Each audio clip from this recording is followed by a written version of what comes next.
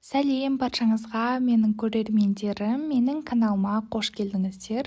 Бүгін біз сіздермен осындай әп-әдемі болып шығатын, әрі өте дәмді, әрі қарапайым заттардан дайындалатын мадлен деп аталатын печеньені сіздермен бірге дайындайтын боламыз. Сол үшін видеоны соңына дейін қарауларыңызды сұраймын. Бізге керекті ингредиенттер ол жұмыртқа, ерітілген сары май, електен өткізілген ұн, қант, қамыр қопсқыш және шоколадтар керек болады. Ең алдымен таза құрғақ ыдысымызға жұмыртқаны саламыз.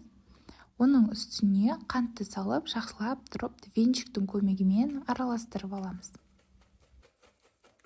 Құрметті менің каналыма келіп отырған көрермен, егер де сіз менің каналыма алғаш рет келіп отырсаңыз, каналымды жоғалтып алмас үшін міндетті түрде тіркеліп алыңыз. Өйткені менің каналымда оңай әрі тез дайындалатын, әрі дәмді болып шығатын рецепттер өте көп. Жұмыртқа мен қантымыз осылай біркелкі болып араласты. Енді оның үстіне ерітілген сары майды құйып, оны да жақсылап тұрып араластырамыз. Бұл жерде біздің сары май ыстық болмауы керек.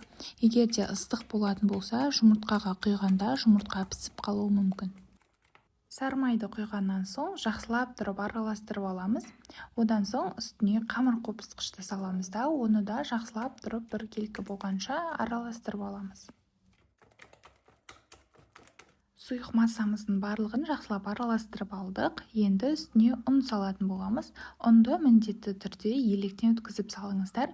Менде бұл жерде алдын ала електен өткізілген. Содан соң жақсылап тағы венчиктің көмегімен араластырамыз. Бізде қою, әдемі біркелкі қамыр шығуы керек.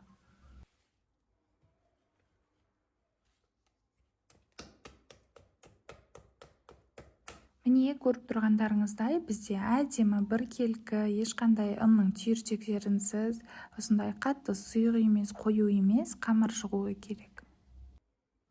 Енді қамырымызды кондитерлік қапшыққа құйып аламыз. Осылай кондитерлік қапшыққа құйып алсаңыздар, қазір қамырымызды формаларға құйғанда ыңғайлы болады, бірақ та қасықпен де құйсаңыздар болады. Кондитерлік қапшықты өздеріңізге ыңғайлы болу үшін осындай стақан іспеттес ыдысқа салып алыңыздар. Сол кезде қамырды құйғанда өздеріңізге алуға ыңғайлы болады. Бүгінгі печеньені біз осындай мадлен печеньесіне арналған арнайы осындай формасы бар. Осы формада пісіретін боламыз. Жаңағы кондитерлік қапшықтың басын кішкене кесіп жібереміз де, формамызға әдемілеп тұрып құямыз. Форманы ешқандай да майлаудың қажеті жоқ, өйткені бұл силиконды болғаннан соң ешқандай печенье жабысып қалмайды.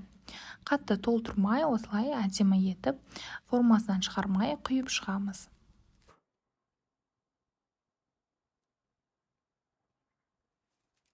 Формаға қамырдың барлығын құйып болғаннан соң осылай біркелкі болу үшін және ішіндегі ауасын шығарып жіберу үшін осылай үстелге ұрып жібереміз. Сол кезде біркелкі болып және ішіндегі ауасы шығып біркелкі болып пісетін болады.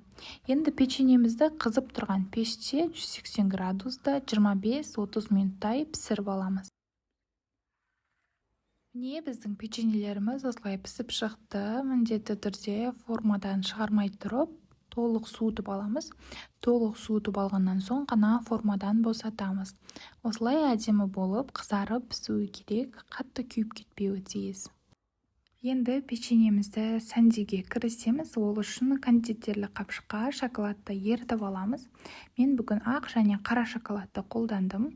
Егер де одан әрі мадлен печеньелеріміз әдем болу үшін осылай шоколадты құймас бұрын формаға әртүрлі жалтырақ нәрселерді сеуіп немесе жағып әдемілеп қойсаңыздар болады. Бірақ та мен бүгін олай сәндемеймін, тек қана шоколадпен әсемдеймін. Осылай формамызға әдемілеп тұрып құйып аламыз. Шоколадтарымызда біркелкі болу үшін жаңағыдай осылай үстелге ұрғылап шығамыз. Сол кезде шоколадтарымыз біркелкі болып, жайылып, әдем болады. Енді осылай тура печенье қалай пісті, солай формамызға қойып шығамыз. Шоколадтарымызды қатты сыртына шығармай, олай кішкене ғана үстін басып жібереміз де, осылай барлығын орнатамыз. Көрермендер, егер де сіздер неше түрлі тәттілердің, торттардың, немесе кешкі астардың рецептілерін іздеп жүрсеңіз, менің каналымнан таба аласыздар. Және табу оңай болу үшін мен плейлист бөліміне әрқайсысын жеке-жеке етіп жинап қойғанмын, сол жерден таба аласыздар. Шоколадқа печеньенің барлығын орнатып шыққаннан соң тоңазытқышқа бір 20-25 минутқа қойып аламыз. Шоколадымыз толықтай қатуы керек. Егер де толықтай қатпаса, формамыздан әдемі болып түспейтін болады. Міне, көріп тұрғандарыңыздай біздің печеньелерімізге шоколад әдемі болып жағылған. Осылай формадан босатамыз. Енді келесі қара шоколадпен әсемдейтін боламыз. Ол үшін мен тағы да осылай кондитерлік қапшыққа қара шоколадты ерітіп алдым. Осылай тура жаңа ақ шоколадты құйғандай етіп құйып, шоколадымыз біркелкі болғанша үстелге ұрғылап жіберіп, печеньелерімізді орнатып шығатын боламыз.